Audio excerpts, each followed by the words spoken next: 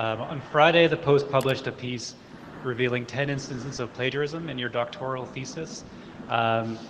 Your party responded by attacking the academic who was quoted in the piece. Some of your surrogates mentioned pulling media subsidies because they didn't like the piece.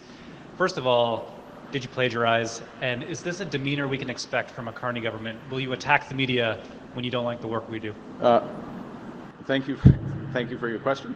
I'm pleased that there's such interest in my doctoral thesis. It's sort of languished on the shelf for over 3 decades.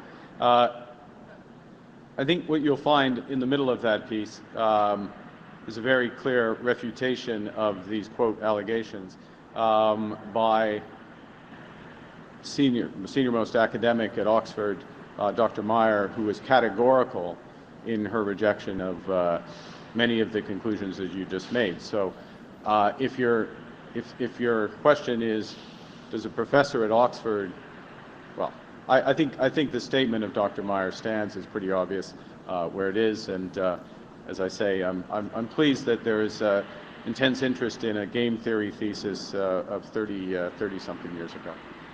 Next question. Hi, Mr. Carney. Alessia Pasifumi here with the Canadian Press. Your ministers have been telling me for more than a year that a Poilievre government wouldn't be focused on the issue of reconciliation.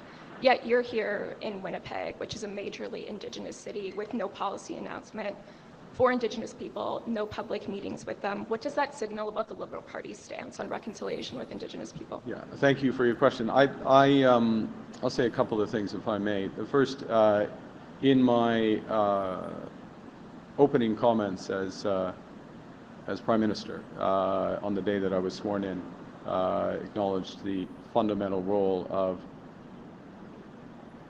First Nations, Inuit and Métis peoples to the founding of our country.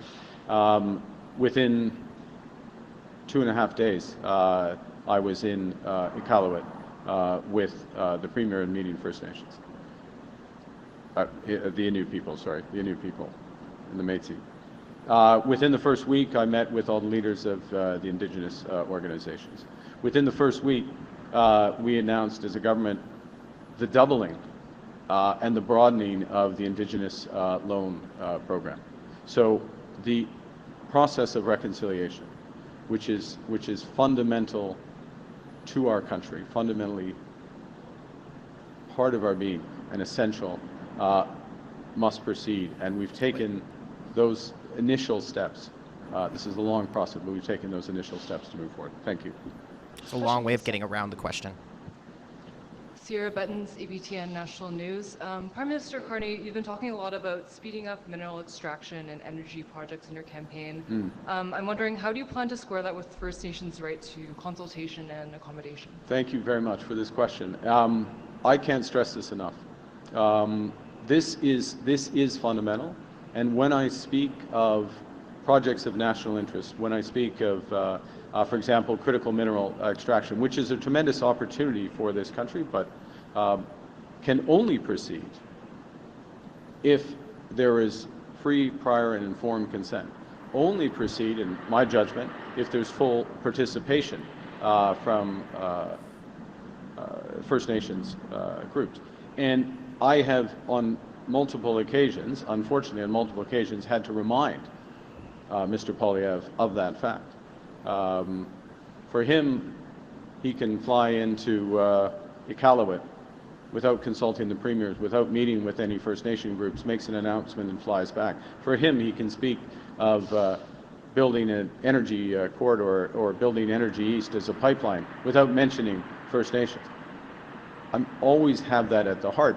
And to make that more concrete and to make that a reality, as I just mentioned, we doubled, I'll round it to that, our Indigenous Loans Guarantees program, which is now $10 billion, which finances, to be clear, these aren't loans, these are loans for full investment participation if those First Nations choose to support a project and wish to be part owners. And we broadened it across from just whatever it was before, last point, from just energy across to a wide range of projects, which would include critical minerals. So it's there, but we're also putting it into action.